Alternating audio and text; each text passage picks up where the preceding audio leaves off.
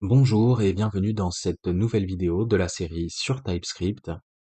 Aujourd'hui, on va parler des fonctions. Et on va commencer tout de suite par les annotations. On va créer une fonction standard avec le mot-clé fonction, que l'on va appeler divide. Et entre parenthèses, on va pouvoir lister les paramètres de notre fonction. Pour annoter correctement une fonction en TypeScript, il va falloir annoter chaque paramètre. Donc on va devoir définir le type de chaque paramètre. Ici, on a un premier paramètre a qui est un nombre et un deuxième paramètre b qui va être également un nombre. Ensuite, après la définition des paramètres de la fonction, on va pouvoir également annoter le type de la valeur retournée par la fonction. Donc après les parenthèses, on ajoute les deux points et on va dire que cette fonction divide doit retourner un nombre. On ouvre les accolades et tout de suite, TypeScript nous dit que la fonction doit retourner une valeur, donc on ajoute le mot-clé return. Et si on essaye de retourner une chaîne de caractères, TypeScript nous dit que la fonction doit impérativement retourner un nombre, puisque c'est ce que l'on a annoté juste ici. Et donc on va retourner effectivement un nombre qui va être le résultat de la division de A par B. On peut utiliser exactement ce même genre d'annotation pour les fonctions fléchées. Donc à nouveau ici, on va annoter les paramètres de la fonction. On va annoter également le type de la valeur retournée par la fonction.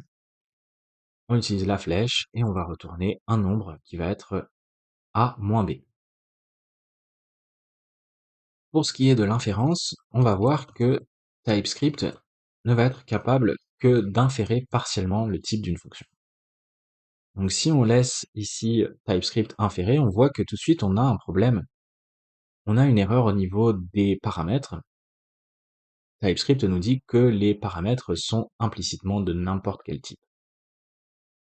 Et c'est en soi problématique puisque le but d'une fonction, c'est d'effectuer différentes opérations en fonction justement des paramètres. Et donc, on imagine bien que certaines opérations vont être possibles uniquement en fonction également des types des paramètres. Donc, dans un langage fortement typé, il va falloir obligatoirement ajouter des types et définir des types pour les paramètres de la fonction, savoir quel type d'opération on peut effectuer au sein de la fonction. Par contre, on n'est pas nécessairement obligé en TypeScript d'ajouter un type pour la valeur retournée par la fonction. Donc ici, on n'est pas obligé d'ajouter une annotation comme ceci. On peut laisser TypeScript inférer le type retourné par la fonction. Donc si on retourne A multiplié par B, et que l'on passe le curseur au-dessus de multiply, on voit que TypeScript sait directement que cette fonction multiply doit retourner un nombre.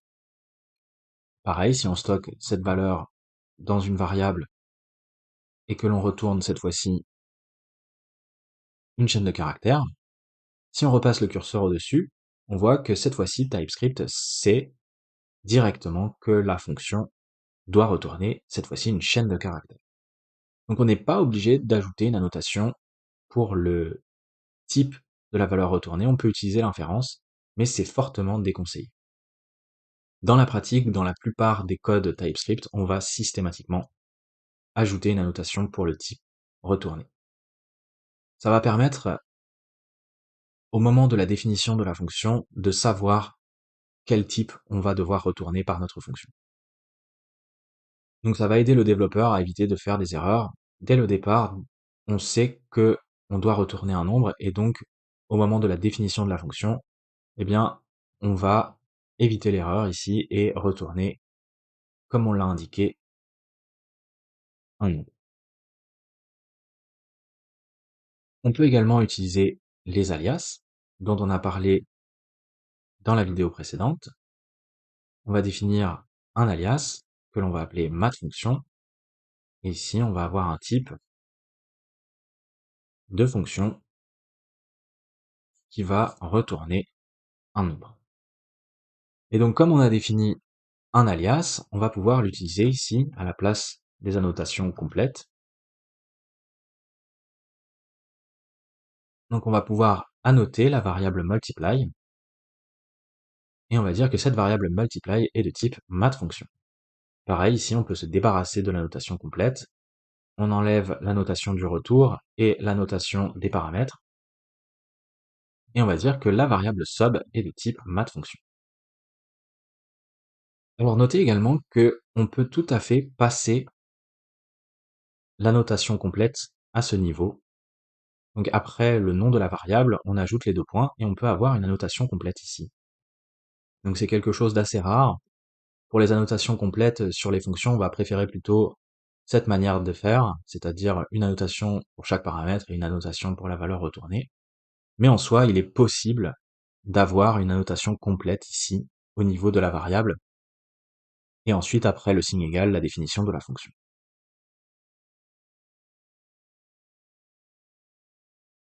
Alors maintenant, on va pouvoir parler des paramètres, et on va commencer par les paramètres optionnels. Donc si on crée une fonction concat,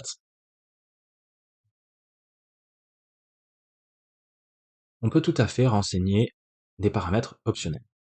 Donc ici, notre dernier paramètre va être optionnel. Pour ça, on ajoute le point d'interrogation et on définit bien le type du paramètre. La fonction concat va retourner une chaîne de caractères. Donc les paramètres optionnels doivent être placés à la fin de la liste des paramètres. On met d'abord les paramètres requis et en dernier les paramètres optionnels.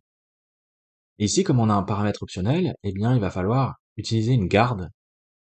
Donc on va avoir une condition. Et si le type de C est différent de undefined, ça veut dire que on a effectivement renseigné un argument pour le paramètre C, donc il y a bien une valeur pour C, et donc dans ce cas-là, on va effectivement retourner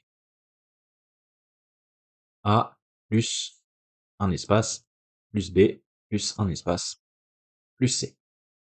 Donc ça, c'est le cas où il y a effectivement une valeur pour le paramètre C.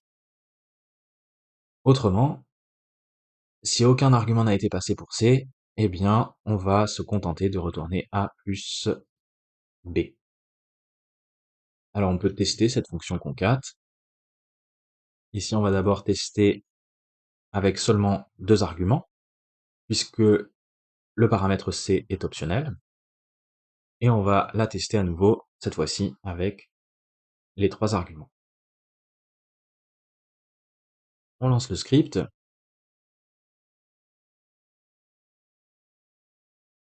Et tout fonctionne. De la même manière, on peut également avoir, comme en JavaScript, des paramètres par défaut. Donc si on crée une fonction add qui va prendre des nombres, on peut dire que le dernier paramètre est également de type nombre, mais il va avoir une valeur par défaut qui va être égale à 2. Ici, on va retourner un nombre, et on va retourner directement A plus B plus C. On va pouvoir tester la fonction add, et donc ici, comme tout à l'heure, on peut renseigner seulement 2 arguments, puisque on a une valeur par défaut pour le paramètre C. Et on peut également modifier la valeur par défaut du paramètre C et renseigner un argument ici. Et tout fonctionne.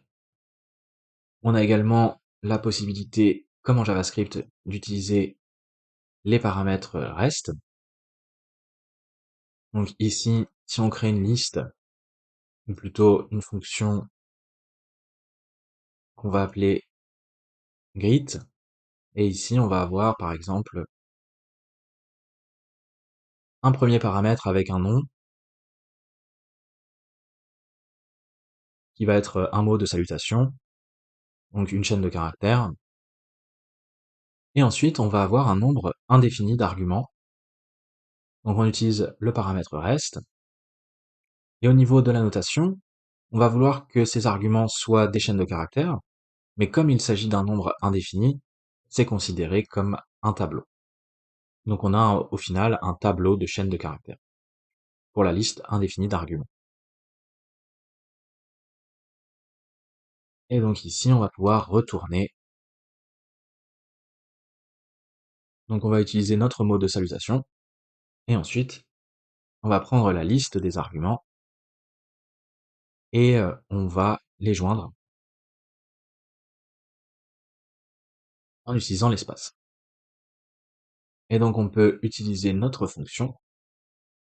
Ici, on va passer le premier argument, qui correspond donc au paramètre ici. Donc un mot de salutation, et ensuite on a un nombre indéfini d'arguments, on a le reste des arguments. Donc ici on peut passer une liste de prénoms par exemple,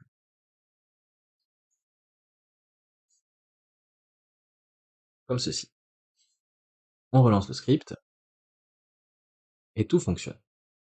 Donc il faut bien se rappeler simplement que si on souhaite annoter des paramètres reste, ça correspond bien à un tableau.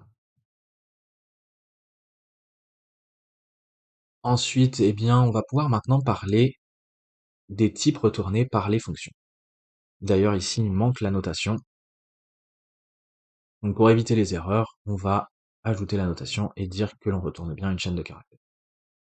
Et donc jusqu'ici, on a utilisé au niveau des types retournés, eh bien, soit des chaînes de caractères ou des nombres, on pourrait retourner des objets, des tableaux, etc. Mais il existe aussi des types particuliers pour les fonctions, notamment le type void. Donc si on crée par exemple une fonction logger, ici on va avoir un message, et on va se contenter de loguer le message. Et donc dans ce cas-là, la fonction logger ne retourne aucune valeur.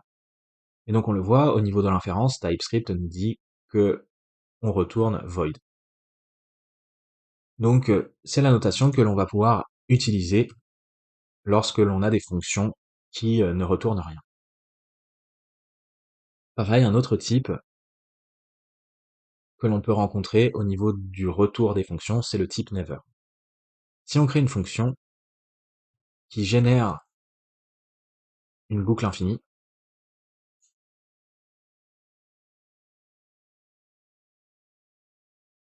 on voit au niveau de l'inférence que TypeScript nous dit que cette fonction retourne un type de never. Autrement dit, quelque chose qui ne devrait jamais arriver dans le code. D'ailleurs, on va tout de suite commenter ce morceau de code pour éviter d'avoir des problèmes. Et donc on pourrait utiliser ce type de never. Ici, si on crée une fonction qui est chargée de créer des erreurs, on va passer un message d'erreur et on va juste jeter une nouvelle erreur. Et on va passer le message ici. Et donc dans ce cas-là, à nouveau, on a cette fonction qui retourne never. Et on pourrait ajouter la notation ici. Et donc par exemple, on pourrait utiliser cette fonction dans le cadre d'une autre fonction. Par exemple, imaginez un scénario où on doit vérifier une valeur. Et ici, on va vouloir systématiquement retourner une chaîne de caractères. Donc on va avoir des cas multiples. Donc si la valeur, par exemple, est négative, on va retourner valeur négative. On va copier la condition ici. On va avoir ici valeur positive. Et par exemple, un dernier cas,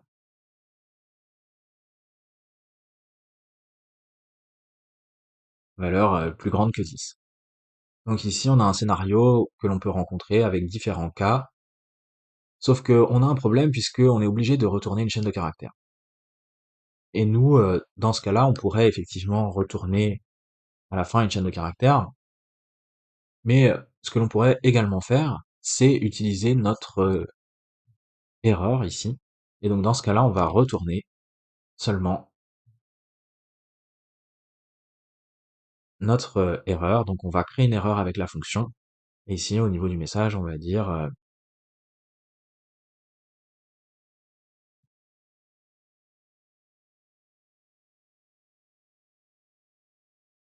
cas non considéré. Donc voilà un des cas d'utilisation, par exemple, du type never. C'est quelque chose que on va rencontrer très rarement dans la pratique.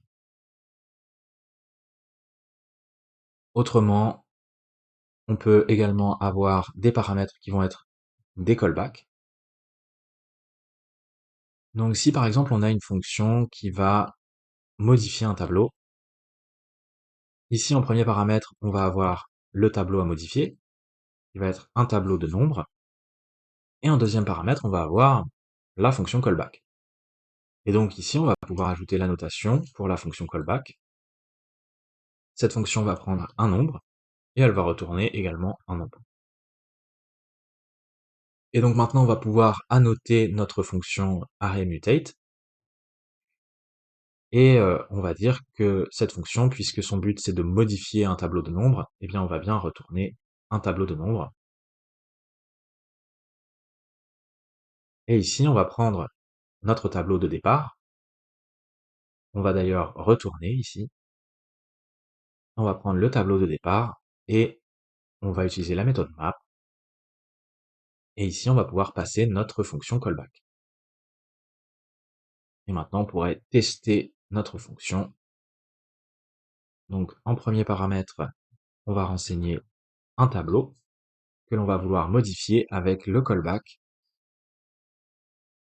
Et ici, on va juste multiplier la valeur par 10.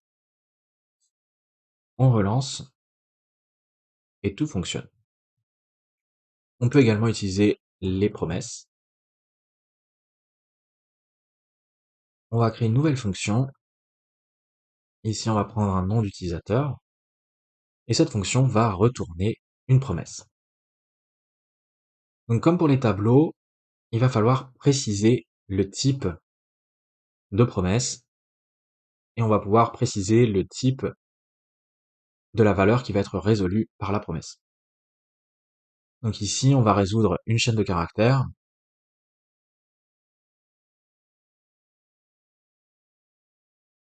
Et donc, on va créer notre fonction qui va bien retourner une nouvelle promesse. Et ici, on va avoir la fonction callback.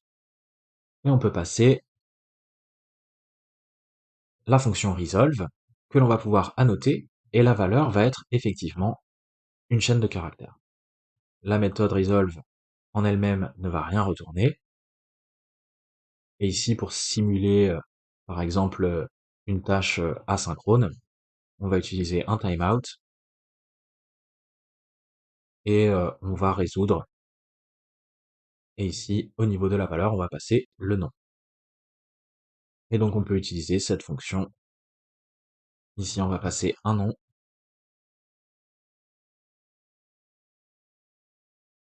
Et on va ici utiliser la méthode then. Et donc, on va résoudre la promesse, et avec la valeur, eh bien, on va juste la loguer.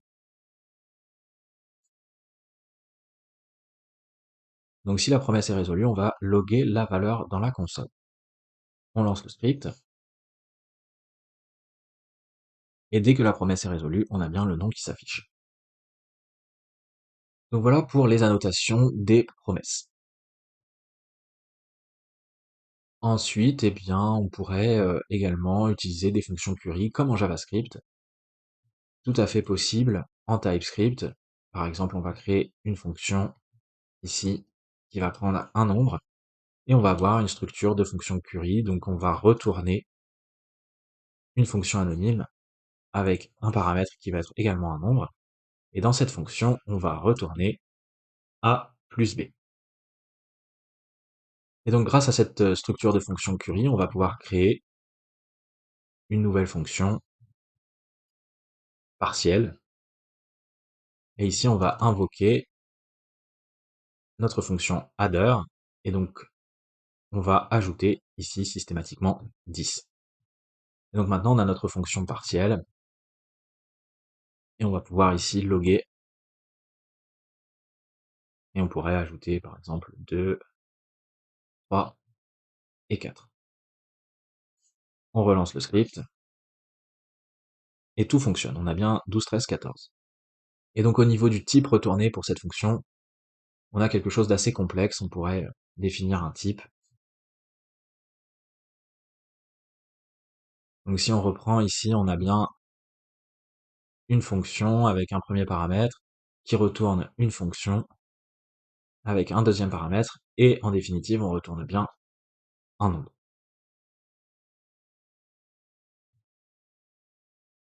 Et on pourrait avoir également une fonction query avec par exemple une closure.